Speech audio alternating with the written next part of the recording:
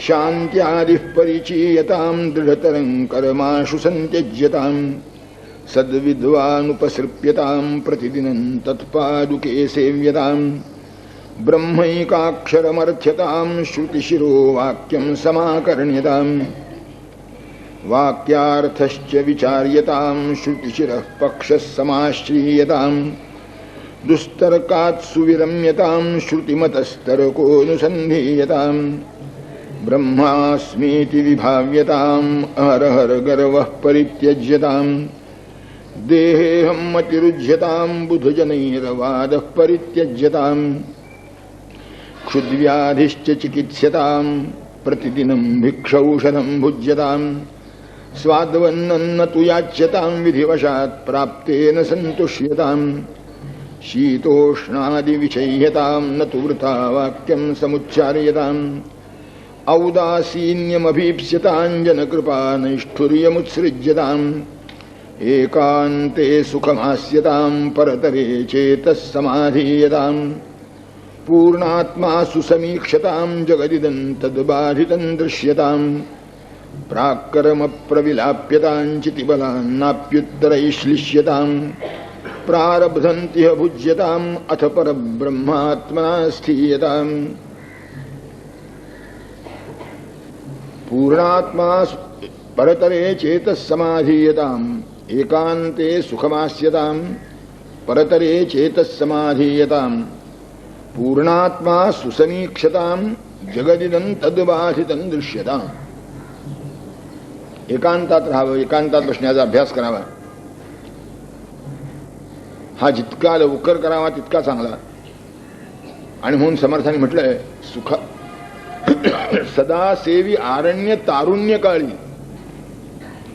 अंगंगलितम परितम मुंडम झाल्यावर मग अपचार्य होतं झाल्यासारखं होतं. सदा सेवी आरण्य तारुण्य काळी असं आहे. तेव्हा जितक्या लवकर हा एकांत वासाचा अभ्यास करता येईल तितका चांगला. काय करू तिथं बसून? परतरे चेतस समाधीयतां. परब्रह्मजी जे सगळ्याच्या पलीकडे आहे त्याच्या पलीकडे काही नाही म्हणून परतर.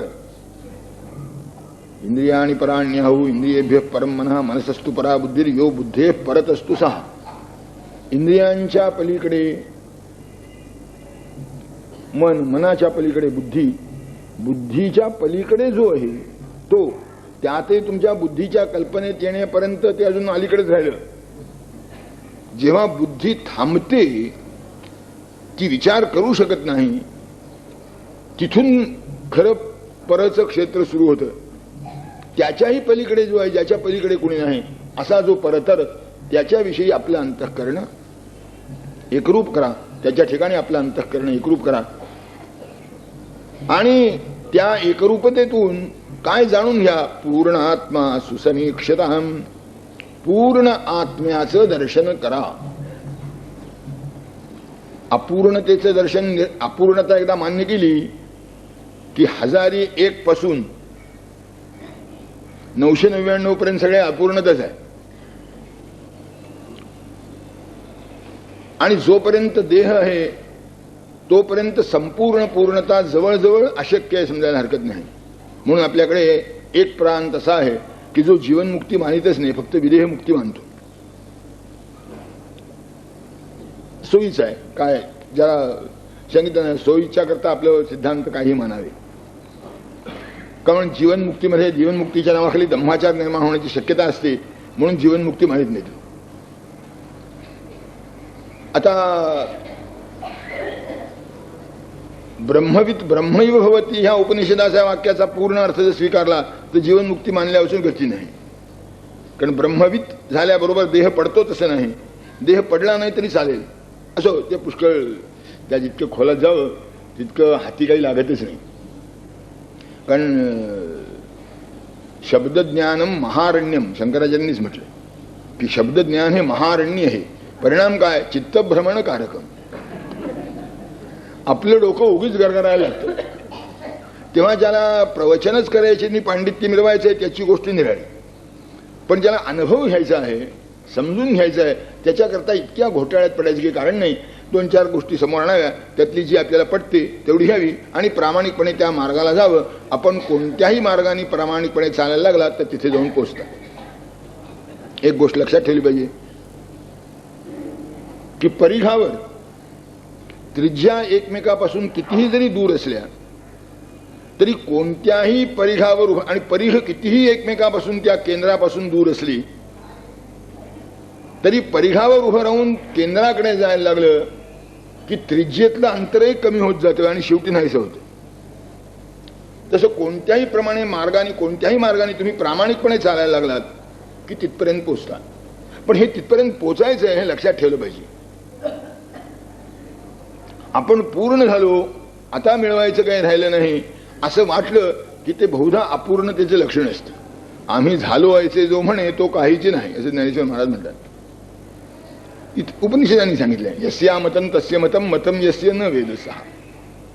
जो कळलं म्हणतो त्याला कळलेलं नाही. म्हणून हे सांगता येत नाही, हे बोलता येत नाही असं शास्त्र सांगतंय. पण इतकं जरी सगळं असलं तरी काहीतरी बोलल्याशिवाय जमत नाही हेही बरोबर आहे. जेव्हा आपण एखाद्या अद्भुत ठिकाणी जाऊन येतो, फार सुंदर पाहतो, प्रभावित होतो त्यांनी, त्या सौंदर्याच्या साक्षात्काराने अंतःकरण वेड झाल्यासारखं होतं. मनुष्य परत येतो प्रवासावरनं, काय सांगावं तुम्हाला, काही सांगता येत नाही. मला खरं सांगा, काही सांगता येत नाही असं म्हणणं हे सुद्धा सांगणंच आहे की नाही. आणि ते जर वापरलं नाही तर आहे ते किती चांगलं आहे हे कसं लक्षात येईल. नुसतं जर तोंड मिटून तो बसला तर त्याच्याही लक्षात यायचं नाही आणि याचंही अंतःकरण उचंबळायचं नाही.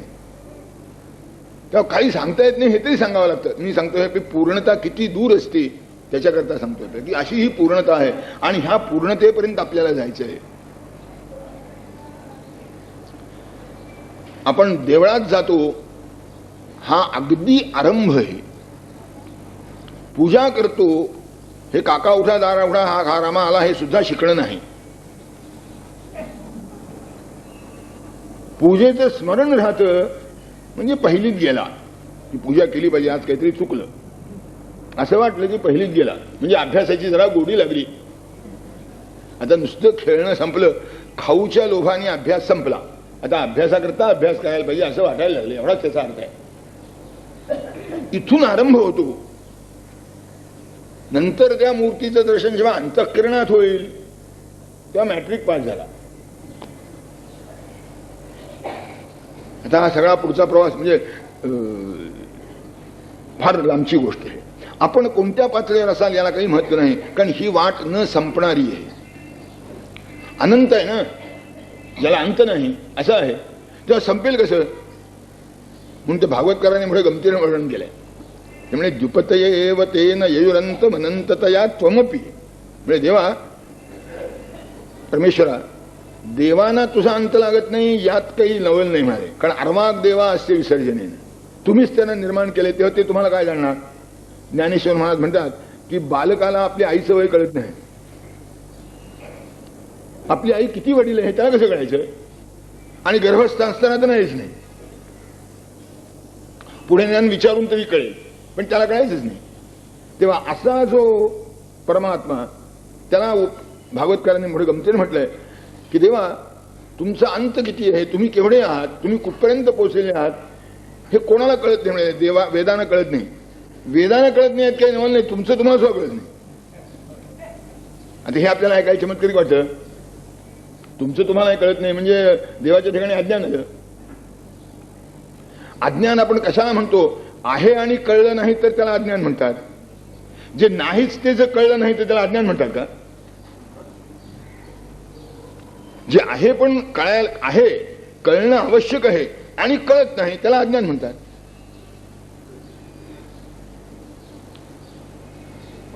परमेश्वराजवळ जर सीमा नाहीच, परमेश्वराजवळ जर मर्यादा नाहीच तर जी नाहीच ती परमेश्वराला तरी कशी कळेल. म्हणून तुलाही कळत नाही म्हणतात. ऐकायला जरा चमत्कारिक वाटतं आपल्याला म्हणून त्यात काव्य निर्माण होतं इतकंच. पण ती वस्तुस्थिती आहे. तेव्हा पूर्णता इतकी आहे म्हणून जो कुणीही असेल, ज्ञानेश्वर महाराजांनी मोठ्या गमतीने म्हटलं आहे की या मार्गीचा कापाडी महेशू अजूनी. शंकर सुद्धा म्हणले या मार्गावरचा अजून यात्रेकरूच आहे, पोचलाच नाही. कारण पोचला म्हणला की सीमा आली, मर्यादा आली, अंत आला. सीमा अंत मर्यादा जर नाहीच तर पोचेल कसा? तर तद्रूप होणं आता जे असेल ते इथपर्यंत जायचंय. पूर्ण आत्मा सुसमीक्षताम. प्रवास केवढा करायचा ते एकदा माहीत असावं. काय माणसाच्या वृत्तीमध्ये दोन गमतीच्या वृत्ती असतात. हिमालयाच्या प्रवासामध्ये एक स्वामीजी आमच्या बरोबर असतात. त्यांना काय वाटायचं, लांब आहे म्हणून सांगितलं की हे सगळे ढेपाळतील. एवढं वळण गेलं की आलंच म्हणायचं. एकदा झालं, दोनदा झालं, तीनदा झालं, पण ती हिमालयातली वळणं अशी चमत्कारिक आहेत. इथून इथे दिसतं असं, आपण इथे येतो इथे दिसतं आणि जायचं असतं असं. आता असं एकच नसतं, अशी पुष्कळ असतात. आणि किती वेळा ते ठिकाण दिसत असतं डोळ्याला आणि असं वाटतं काय नाही आता ही टेकडी, ह्या टेकडीतून त्या कोपऱ्यावर गेलं की पुढचं तेच. म्हणजे 4 वळणं असतात आणि 2-2 किलोमीटरची असतात ती पुन्हा. तर स्वामी म्हणजे हे एवढी टेकडी चढली की आलंच. आम्ही सकाळी 6 वाजता चालायला सुरुवात केली. आलंच म्हणता म्हणता म्हणता दुपारचे 3 वाजले, 4 वाजले, अजून पत्ता नाही. चालतो सारखा चढ. मी ते स्वामीजीने बसवलं. म्हणून स्वामीजी बसा, इमानदारीने सांगा खरं किती लांब जायचं.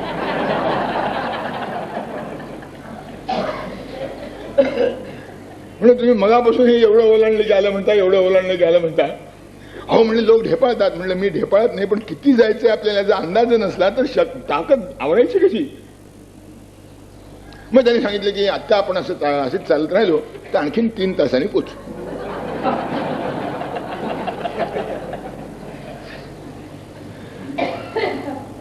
आपल्याला किती जायचंय, जसं मनुष्य आलंच म्हणतो तसं आलंच म्हणणं जसं काही प्रकृती करता कदाचित आवश्यक असेल, तर काही प्रकृती करता आपल्याला किती चालायचंय हेही माहीत असलं पाहिजे.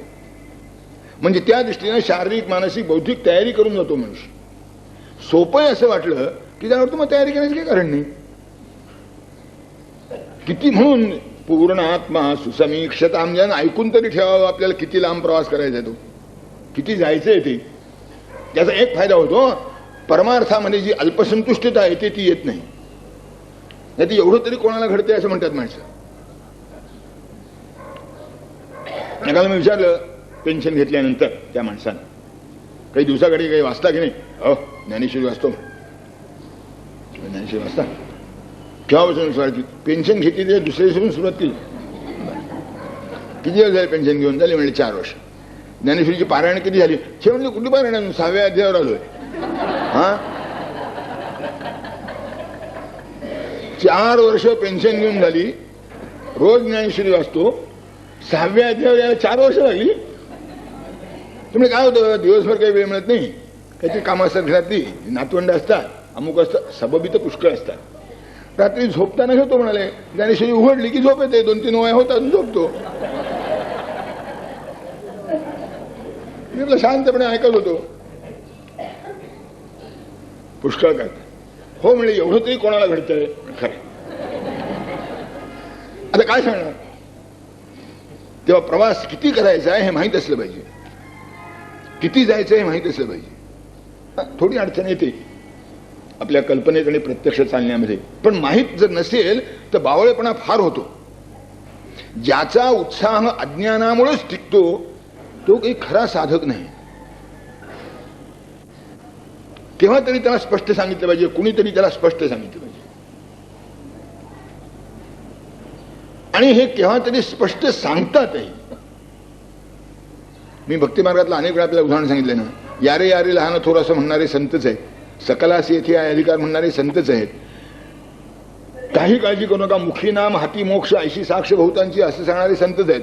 आणि भक्ती तो कठीण 16वरील पोळी आहे, निवडे तो बळी विरळा शूर, तेही सांगणारे संतच आहेत. काही चाल केलासी मोकळा बोल विठ्ठल वेळोवेळा, म्हणजे काही कर विठ्ठल म्हणून झालं म्हणजे झालं, तुला बंधन नाही काही, असे तेच म्हणतात. आणि त्यांनीच म्हणतात, तेच म्हणतात पुढे, जेणे विठ्ठल मात्रा घ्यावी त्याने पथ्य सांभाळावी. यातलं खरं कोणतं? प्रसंग विशेषात जो समोर जसा आहे त्या पद्धतीनं सगळं खरं आहे. आणि म्हणून हे जे महात्मे आहेत ना, ते महात्मे कोणत्या भावनेने बोलतात, कोणाशी बोलतात, कोणाकरता बोलतात, कोणत्या भूमिकेवरचा तो ज्याला सांगायचे तो मनुष्य आहे याचा विचार करून बोलतात.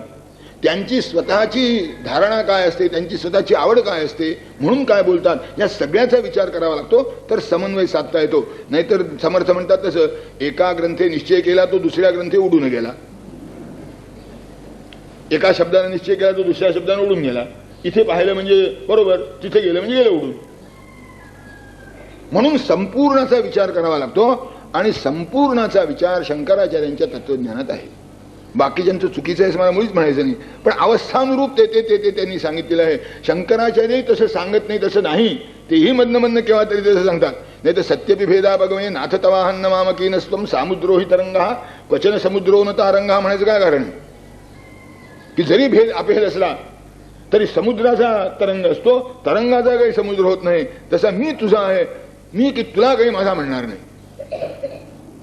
म्हणजे तुला काही माझा म्हणणार नाही याचा अर्थ असा, तुझ्यामुळं मी आहे, माझ्यामुळं तू आहेस असं काही मी म्हणणार नाही. असं नाही, संत तेही म्हणतात. म्हणजे देवा आम्ही पतित नसतो तर तुला पतित पाहून कोणी म्हटलं असतं, ते म्हणतात आम्ही पतित आहो म्हणून तर तुझी किंमत आहे म्हणाल, नाही तुला कोण विचारतो. हे जोपर्यंत विनयानी आहे, प्रेमानी आहे, लाडीकपणाने आहे तोपर्यंत खरं आहे. पण उद्या जर एखादा चोर म्हणाला, फौजदार आला की माझ्यामुळे तुला अन्न खायला मिळतं, तर खरं आहे का? मी तुला जगवतो असं एखाद्या चोरानं म्हटलं, खरं आहे की नाही? की समजा चोर नावाची वस्तू अस्तित्वातच नसती तर फौजदार नावाच्या वस्तूला अस्तित्वाची गरजच नव्हती. चोर आहे म्हणून फौजदाराची गरज आहे. ते तसंच मानणं निराळं. आणि तो कौतुकाचा भाग असा आहे, आईनं लेकराशी कसं बोलावं आणि लेकरानं आईशी कसं बोलावं हे सांगणारे आपण कोण? ते वात्सल्य जसं असेल तसं असेल, ते कसंही असतं. लेकरं लाडात येतात पुष्कळ वेळा आणि आईला ऐकले सुद्धा म्हणतात. ऐकले म्हणतात त्यात काय आईचा अपमान करायचा असतो? तेव्हा देवभक्ताचं नातं हे मायलेकराचं नातं आहे. तेव्हा ते कसं बोलतील आणि कसं वागतील याचा अर्थ आपण समजून घेतला पाहिजे. जो जो लहान बालभाव तो वागण्यामध्ये अधिक मोकळेपणा असतो. असं पहा, पाय लागणं म्हणजे लाथ मारणं आहे की नाही? सभ्य माणूस चुकून कोणाला पाय लागला तरी माफ करा म्हणतो, पाय लावणे ही काही चांगली गोष्ट नाही. मांडीवर घेतलेलं लेकरू जेव्हा पाय नाचवीत असतं तेव्हा किती लाथा मारता येईल? क्षणोक्षणी मारीत असते ते. जोपर्यंत खेळत असतं हातपाय नाचवीत असतं लाथात मारीत असतं. आता त्याचं वर्णन कोणी काय मातृद्रोही आहे, आईला लाथा मारतो असं करत. आईला तरी मला सांगा चुकून तरी वाटतं का या कार्ट्यात मला लाथ मारली म्हणून? आईला चुकून सुद्धा वाटत नाही मला लाथ मारली म्हणून. उलट ती केव्हा तरी त्याच्या गालाचं जसं चुंबन घेते ना तसे त्या तांबूस कोळ्या पायाचं सुद्धा चुंबन घेते. आता हे दृश्य टिपायचं, त्याचं ते चित्र काढायच्याऐवजी शाब्दिक वर्णन करायचं आणि पायाचं चुंबन घेतात. काय अधपतित लोक आहेत. अरे आता काय करंटे पण म्हणावं याला. मी हे का सांगतो त्याला की भक्तीच्या अवस्थानुरूप अनेक भाव प्रगट होतात. अनेक भाव प्रगट होतात. कधी बालकाचे होतात, कधी सख्याचे होतात, कधी प्रियकराचे होतात, कधी प्रेयसीचे होतात. काय होईल सांगता येत नाही. महासागर आहे तो, कोणत्या तऱ्हेची लाट कशी उमटेल कोण सांगणार. म्हणून नारदांनी 11 प्रकारचे प्रकार सांगितले. दस्यासक्ती, दास्यासक्ती, कांतासक्ती, सख्यासक्ती, श्रवणासक्ती, मननासक्ती. अरे किती प्रकार सांगितले. आसक्ती ह्या शब्दात सांगितले की तुम्हाला ओढ कशी असली पाहिजे, आसक्तीसारखी ओढ असली पाहिजे. व्यसनी माणसाला जशी व्यसनाची ओढ असते तशी ओढ असली पाहिजे. सुकलिया बाय माळ हुर हुर पाहे तैसे झाले माझ्या जेव्हा कधी भेटसी केशवा. असं होतं का? महत्वाचा मुद्दा तो आहे. अशी ओढ कधी लागते का? खिशातलं सिगरेटचं पाकिट विसरलं तर तडफड होते, पण भगवद्गीता विसरलं तर कधी होते का? हा महत्वाचा मुद्दा आहे. ही तडफड होते, ही होते का? मी का सांगतो आपल्याला की अवस्थानुरूप अनेक प्रकारच्या स्थितीतून जरी माणसाला जावं लागत असलं तरी त्याचं चालणं कधी थांबता कामा नये, त्याचा प्रवास कधी संपता कामा नये, त्याला चालत राहिलं पाहिजे. कुठपर्यंत चालत राहिलं पाहिजे? पूर्ण आत्मा सुसमीक्षताम. आत्म्याची जी पूर्णता आहे, आत्म्याचे अंश तर आपल्याही प्रत्ययाला येतात. तुम्ही ऐकता तो आत्म्याचा अंशच आहे, मी बोलतो तो आत्म्याचा अंशच आहे, डोळ्याला दिसतो तो आत्म्याचा अंशच आहे, आपण रागावतो तोही आत्म्याचा अंशच आहे, आपण वासनाने बरबटलेले असतो तोही वासना आत्म्याचाच अंश आहे. प्रेताला कधी वासना असतात काय? मढ्याला वासना नसतात. मढ्याला रागही नसतो, द्वेषही नसतो, प्रेमही नसतो, लोभही नसतो, काही नसतं. जे जे आपण चांगलं किंवा वाईट करतो ते सगळेच आत्म्याचे आविष्कार आहेत. म्हणून पूर्णात्मा आपल्याला दर्शन झालं असं म्हणतो का आपण? पूर्णात्म्याचं दर्शन ही अत्यंत वेगळी गोष्ट आहे. आणि त्या अवस्थेत गेला की मग त्याला काही उरत नाही, सगळ्या ठिकाणी मीच आहे. आणि असं वाटत असताना सुद्धा आनंदाला पारावार राहत नाही त्याच्यात. असा असतो आनंदामध्ये मस्तकी ज्याचं नाव दे. आणि आश्चर्य वाटतं बघणाऱ्याला की काही नाही, आम्ही ज्याच्यामुळे सुखी होतो असं मानतो तसं याच्याजवळ काही नाही, आणि तरी याच्या चेहऱ्यावरची प्रसन्नता कधी कमी होत नाही. काय भानगड आहे? हे तर आकर्षण आहे परमार्थाचं. आणखीन काय आकर्षण आहे? म्हणून पूर्ण आत्मा सुसमीक्षताम. आणि मग जगातले व्यवहार जगदिदं तद्बाधितं दृश्यताम. हे सगळे जगातले जे व्यवहार आहेत ते त्यानं ईशावास्यमिदं सर्वं यत्किंच जगत्यां जगते. हे सगळं जे जग आहे हे ईश्वरानं झाकलेलं आहे, ईश्वरानं आच्छादलेलं आहे, ईश्वरानं व्यापलेलं आहे. तुम्ही जिथे जिथे पाहता ते ईश्वराचंच रूप आहे. ईश्वरा अनेक रूपांनी प्रगट होत असतो. जरा ती दृष्टी पाहिजे. काही बोटानं दाखवण्यासारखी गोष्ट नाही. लोकगीत प्रसिद्ध आहे, कसं बोटानं दाखवू तुला, हे अनुभव गुरुचा, मला अनुभव घ्यायची गोष्ट आहे. बोटानं कसं दाखवणार? मला सांगा, कोणत्या आस्वादाचं वर्णन करता येतं आणि कोणता आस्वाद बोटाने दाखवता येतो? कोणताही आस्वाद बोटाने दाखवता येत नाही, कोणत्याही आस्वादाचं वर्णन करता येत नाही. शेवटी अनुभव घ्या असंच म्हणावं लागतं.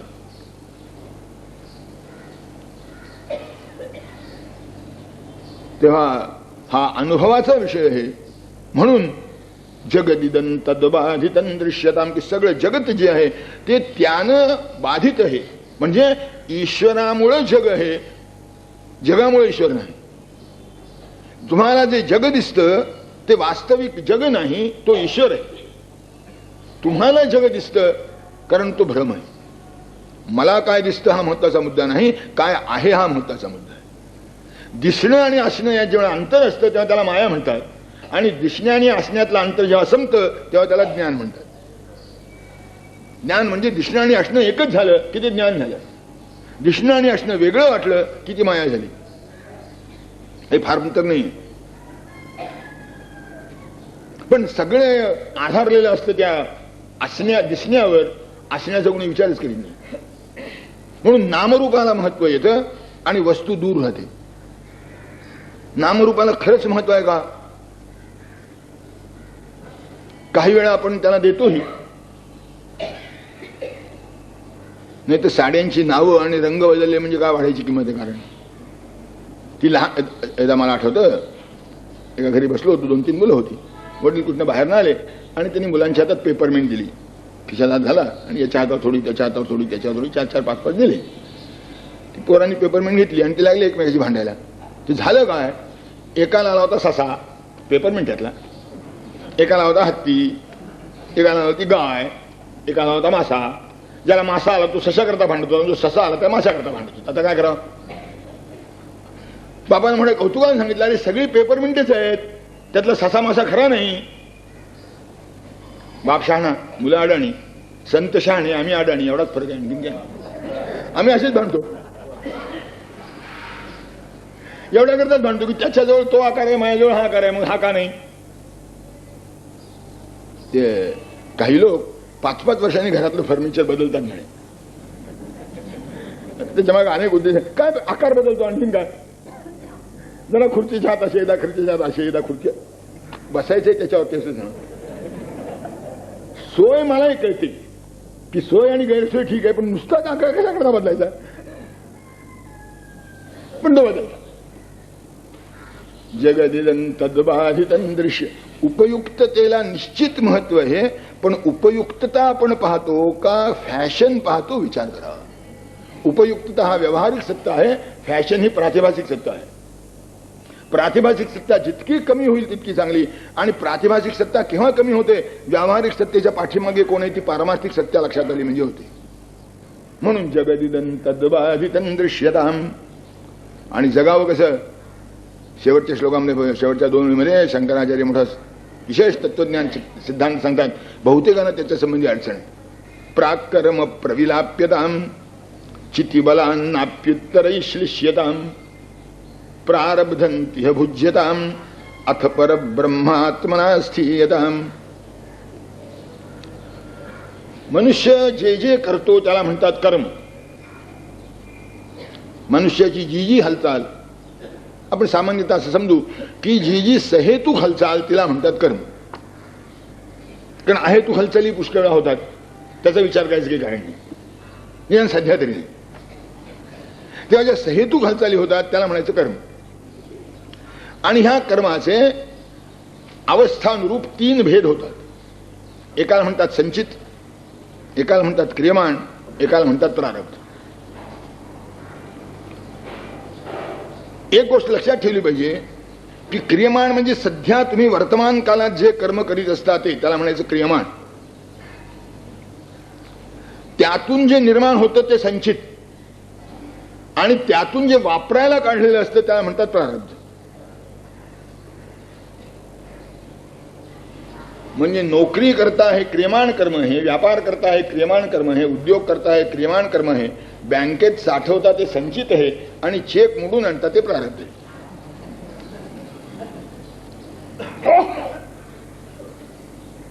आता होतं काय?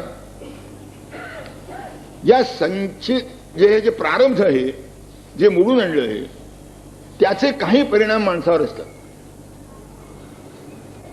एक साधं उदाहरण सांगतो आपल्याला. एखाद्यानं 1 लाख रुपयाचा चेक मोडून आणला आणि एखाद्यानं 50 रुपयाचा चेक मोडून आणला. दोघंही बसमधनं प्रवास करीत असले तर एकाची छाती धडधडत राहते आणि दुसऱ्याला काही फारसं वाटत नाही. काय कारण हो? काय वाटतं? कापला गेला खिसा तर काय करायचं? बरं, ते 1 लाख रुपये मोडून आणले, त्याचं बंडल असतं मोठं, ते खिशातनं दिसतं बाहेरून. 50 रुपयाचे म्हणून त्याचं किती बंडल असणार? खिशात पत्ताही लागत नाही, याच्या खिशात काही आहे की नाही याचं. हे मोठं दिसतं एवढं एवढं. तेव्हा चोराला वास लागतो त्याचा, हे याला माहित असतं. आणि म्हणून छाती धडधडत असते. एकाची छाती धडधडते आणि दुसऱ्याची छाती धडधडत नाही. काय कारण? प्रारब्धन्तिह भुज्यताम. दुसरा काय मार्ग आहे? याला ते सारखं जाणवत असतं की असं आहे, असं आहे, असं आहे, असं आहे. त्याचा परिणाम त्याच्यावर असतो आणि त्यामुळे तो काही वागत असतो. आणि पुष्कळ वेळा त्याच्या वागण्यामुळे चाणाक्ष चोराच्या लक्षात येतं की याच्याजवळ काहीतरी आहे. त्याच्या चेहऱ्यावरचे भाव, त्याची ती घेतली जाणारी काळजी, हे लक्षात येतं. म्हणजे तो त्या प्रारब्धाच्या कचाट्यात सापडल्यासारखा आहे. त्याच्याजवळ तर आहे पण त्याच्या कचाट्यात सापडला, त्याचा परिणाम होतो त्याच्यावर. जर एखादा खमंग असला, काही वाटत नाही त्याला, तो उलट पत्ता लागू देत नाही, आपले वाच इतकं सहज ठेवतो की काही लक्षात येत नाही. एका मोठ्या क्रांतिकाराची एक गोष्ट सांगतो. त्यांच्या घरावर अचानक झाड पडली आणि ते क्रांतिकारक आपल्या एका मित्राला पत्र लिहित होते. ते पत्र संपत आलं होतं, मोठा कागद होता, पत्र संपत आलं होतं. आणि त्याच्यावरून ते स्वतः आणि आणखीन 5-7 लोक सापडले असते आणि कटाचं स्वरूप एवढं झालं असतं.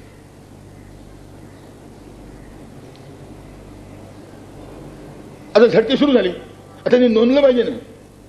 ती झाली गंमत अशी, त्याची जी डायरी होती ती डायरी त्याच्याजवळ शिल्लक नव्हती. तो कागद मागितला त्याने. याने आपल्या हातातला कागद घेतला आणि त्याच्या पुढे सरकला. साहेब बसले होते टेबलावर आणि तो झडती घेणारा जो एक वस्तूचं नाव सांगत आहे लिहित होते.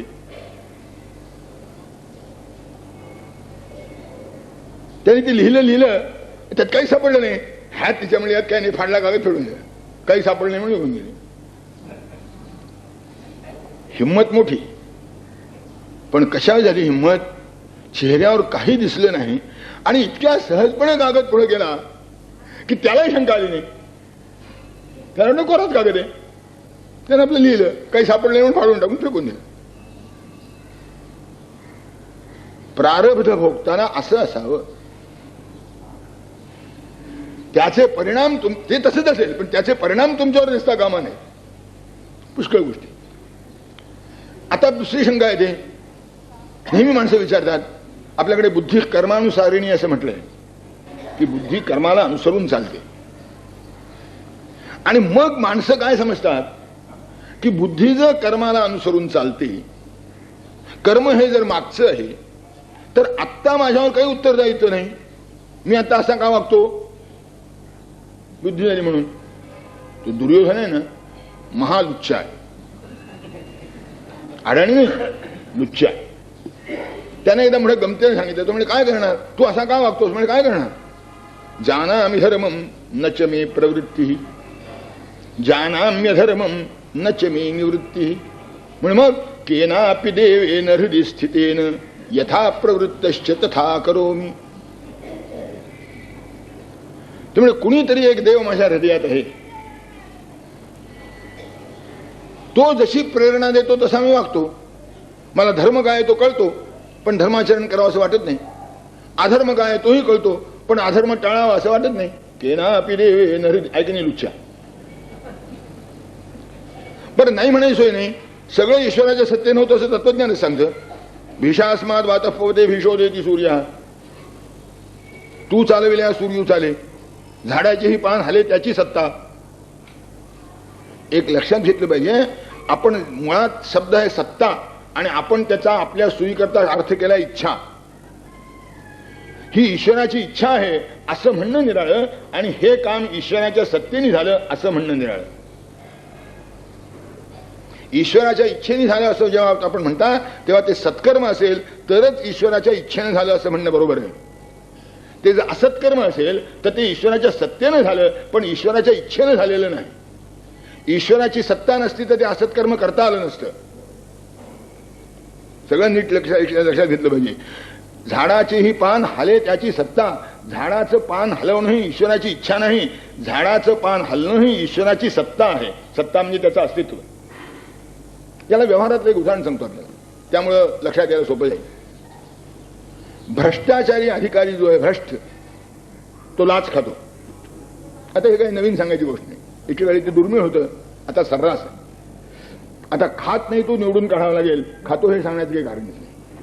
पूर्वी खाणारे टेबलाच्या खाली खात होते, आता टेबलाच्या वर खातात. म्हणजे झाली असली तर लाजच कमी झाली आहे, बाकी काही कमी झालं नाही. आणि सरकारी अधिकारी पैसे खातो हे नवीन आहे समजायचं काही कारण नाही, हे फार जुनं प्रकरण. अगदी चाणक्याच्या काळी सुद्धा ते अस्तित्वात होतं. चाणक्यानं असं म्हटलंय की पाण्यातला मासा पाणी केव्हा पितोय जसं कळत नाही, जर सरकारी अधिकारी पैसे केव्हा खातोय कळत नाही. फार लक्ष ठेवलं पाहिजे त्याच्यावर.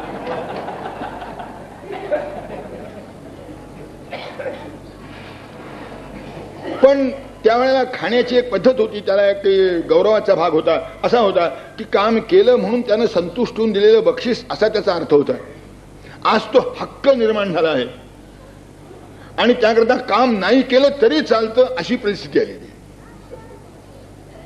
म्हणजे सुरुवात अशी झाली की काम केल्यामुळे संतुष्ट होऊन बक्षीस दिलं, मग बक्षीस देत असेल तर काम करतो. आता काम करीन नाही तर करणार नाही, पण हे देणार असेल तर विचार तरी करीन, नाही तर विचारही करणार नाही, अशी स्थिती झाली.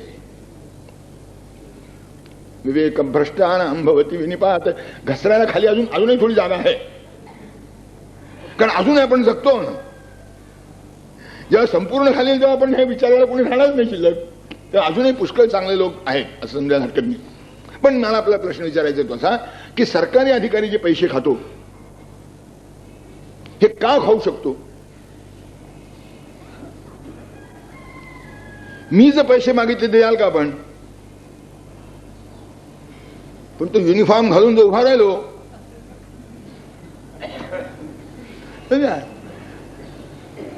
आता युनिफॉर्म पैसे खातो असं म्हणणार का तुम्ही?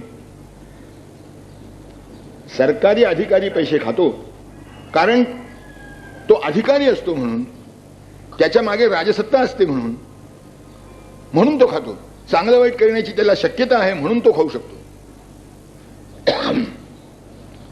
आता दुसरा प्रश्न असा, सरकारनं जो अधिकारी नेमला किंवा सरकार जे अधिकारी नेमतं किंवा सरकारनं जो अधिकारी नेमावा, आणि हे सगळं बोलणं आवश्यक झालंय आज, तो पैसे खाण्याकरता नेमलेला असतो का? त्यानं पैसे खावे असं ज्याने त्याला नेमलं त्याची इच्छा असते का? त्यानं पैसे खावे त्यात मला आनंद आहे असं त्याला वाटतं का? त्यातलं काही नसतं. सरकारी अधिकारी पैसे खातो तो राजसत्तेच्या सामर्थ्यानं खातो. सरकारी अधिकारी चांगलं काम करतो तेही राजसत्तेच्या अधिकारानं करतो, नाही त्याला चांगलं कामही करता येणार नाही आणि पैसे खाता येणार नाही. किंवा तो चांगलं काम करतो किंवा पैसे खातो, दोन्हीच्या पाठीमागे राजसत्ता आहे. पण राजसत्ता पैसे खात नाही, राजसत्ता त्याला पैसे खा म्हणत नाही. राजसत्तेची इच्छा त्यानं लोकांचं काम करावं अशी आहे. तो सर्व्हंट आहे तुमचा. ICS काय आणि काय ते नवीन आता AIS का काहीतरी म्हणतात, ती AIS काय, शेवटी एसच आहे ना. IAS म्हणजे काय आणि ICS म्हणजे तरी काय? सर्वांना एक जुनं पत्र मी पाहिलं, मला आठवतं, कलेक्टरची खाली सही होती आणि वर लिहिलं होतं युअर मोस्ट ओबिडियंट सर्वंट. कलेक्टरचं पत्र सामान्य माणसाला लिहिलं, कारण तो जनतेचा सेवक आहे. आताही आपले पुढे ते जनतेचे सेवक म्हणवतात, पण ते जनतांचे सेवक असतात, जनतेचे नसतात. कारण इतका घाणेरडेपणा एरवी कोणी करणार नाही. तेव्हा सत्तेमुळे पैसे खाल्ले जातात यात यत्किंचित सुद्धा शंका नाही, नाही तर खाताच येणार नाही. पण पैसे खाता येणार नाही, तसं चांगलं कामही करता येणार नाही. काहीतरी सत्ता असावी तर ते चांगलं काम करायचं. म्हणून सगळे सत्ते करता धडपडतात की आपल्याला काहीतरी चांगलं काम करता येईल म्हणून. जोपर्यंत सत्ता हातात नसते तोपर्यंत चांगलं म्हणा करतात, सत्ता हातात आली की पुन्हा तेच करतात. आता चांगले का वाटतात? संधी नाही म्हणून, दुसरं काही कारण नाही. जर संधी मिळाली तर काय होईल कोणाचं? जर नवीन खरंच कुणी आले तर ते जुने बरे म्हणायची वेळ येईल, कारण त्यांची थोडी तरी पोटं भरली, ते सगळे उपाशी आहेत.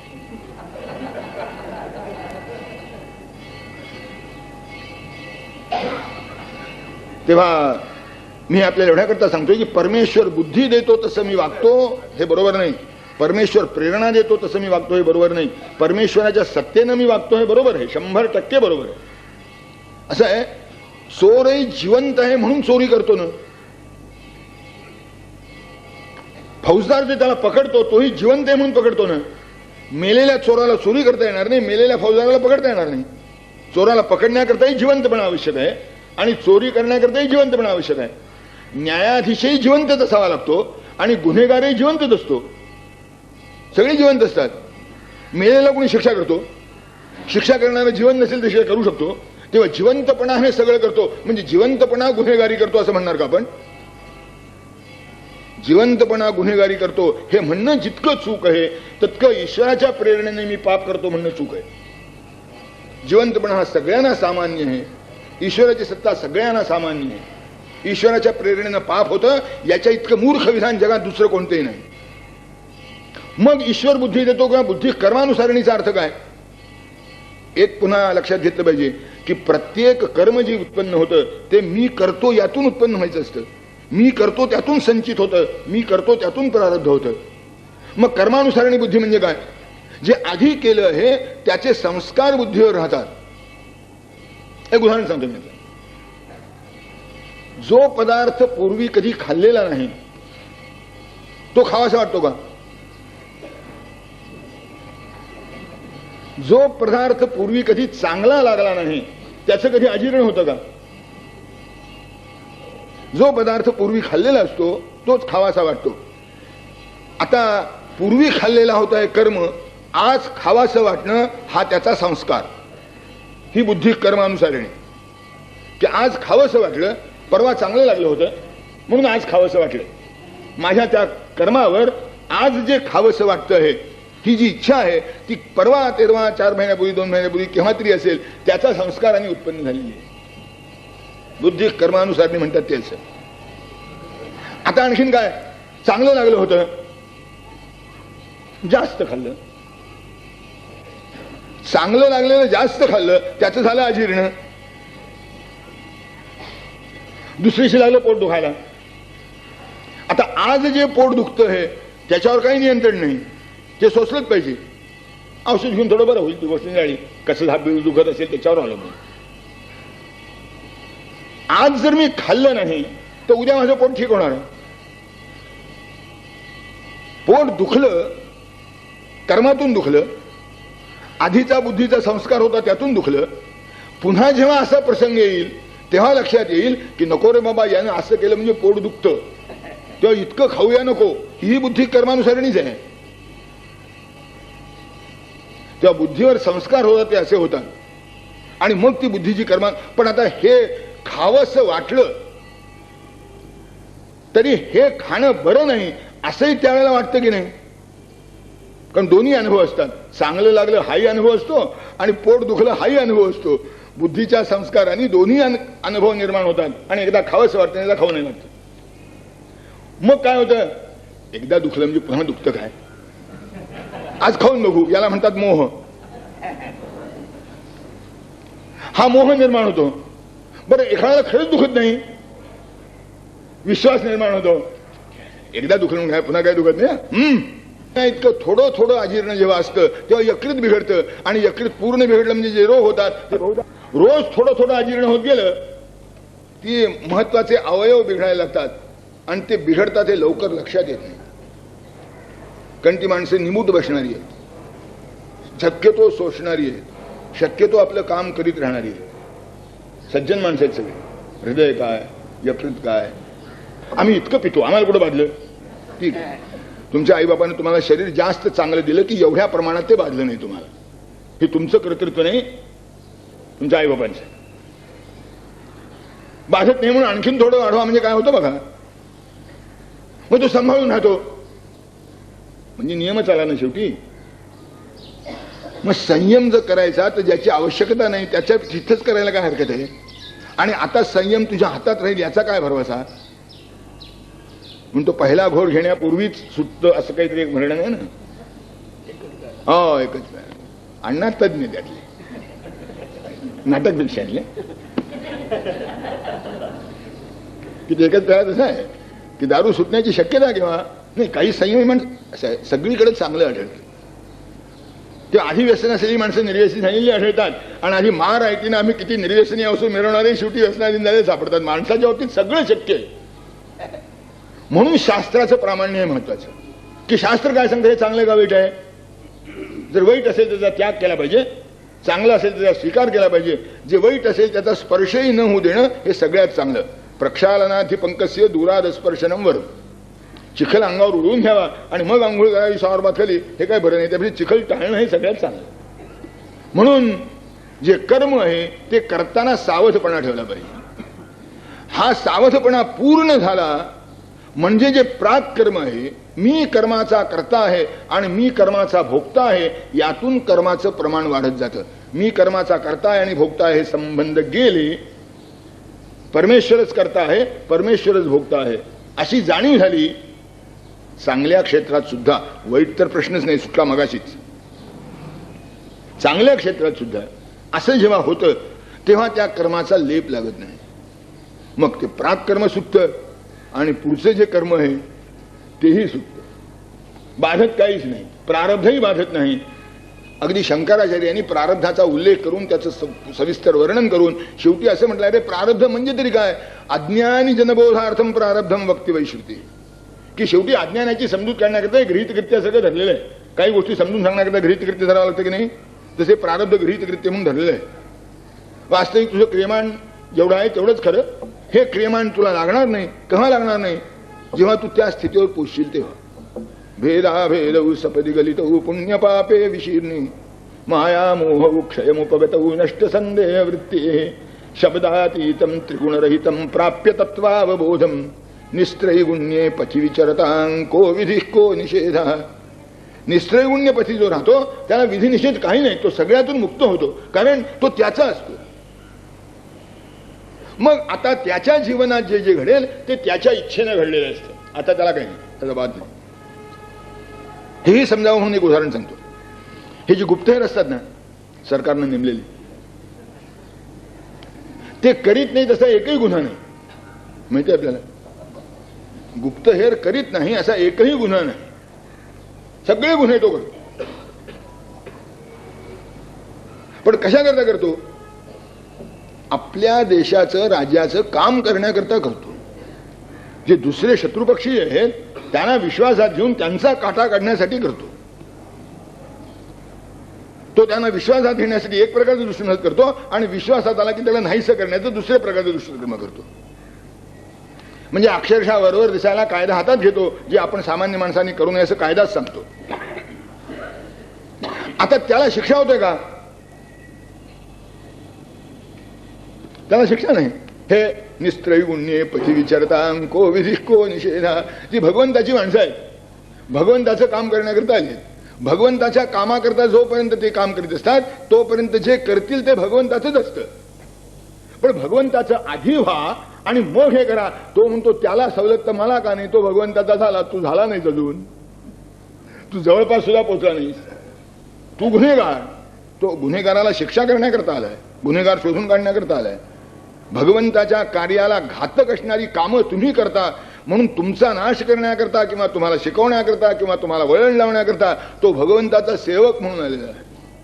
आता तो जे करील ते प्रमाण आहे. प्राक्कर्म प्रविलाप्यताम चित्तिबलान्नाप्युत्तरैश्लिष्यताम. हे जे प्राक्कर्म आहे भगवंताचा झाला की संपत. जे करतो आहे त्याची गणती होत नाही, ते साचत नाही, ते तिथल्या तिथे नाहीसं होतं. ते केलं की नाही झालं, केलं की नाही झालं, त्याचं साचत होत नाही. आणि प्रारब्ध आता काय करणार? गुप्तहेराला जर भिकारी होऊन चौकात बसायचं असलं तर तो कोचावर कसा बसणार मला सांगा? कोचाचं ऐश्वर्य कसं घेणार? एअर कंडिशनर कसं बघणार? त्याला लोकांवर लक्ष ठेवण्याकरता चौकातच बसलं पाहिजे. मग ऊन पाऊस थंडी वारा रक्त काय जे असेल ते, तो जोपर्यंत चौकात बसतो तोपर्यंत तेच त्याचे. हे प्रारब्धम तिह भुज्यताम. कोण हो प्रारब्ध कसं वाटायला आलाय ते? कारण भगवंताने नेमलंय. तेव्हा प्रारब्ध भोगा समाधानाने, क्रियमाण करा सावधपणाने. सावधपणाने क्रियमाण करण्यातली सावधता जो जो वाढत जाईल तो तो संचिताचा नाश होईल आणि क्रियमाणाचा लेप लागणार नाही. पुंडलिक वरदा हरी विठ्ठल. सद्गुरु ज्ञानेश्वर तुकाराम महाराज की जय. जय जय रघुवीर समर्थ.